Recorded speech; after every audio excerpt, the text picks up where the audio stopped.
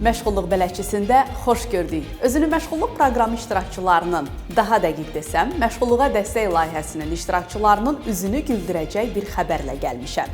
Çünki layihə iştirakçılarına biznes mükafatlarının təqdim edilməsi məqsədi ilə yenidən həvəsləndirmə mükafatları müsabiqəsinə start verilib. Məqsəd layihə çərçivəsində 2020-2024-cü illərdə avadanlıqlarla təmin edilərək istehsal və xidmət sahələri üzrə kiçik bizneslərini qurmuş şəxslərə öz bizneslərini genişləndirmək üçün əlavə dəstəyin göstərilməsidir. Müsabiqəyə ölkənin bütün şəhər və rayonları üzrə məşğulluğa dəstək layihəsi çərçivəsində kiçik biznesini qurmuş şəxslər müraciət edə bilərlər. Müsabiqədə iştirak üçün tələblər isə belədir.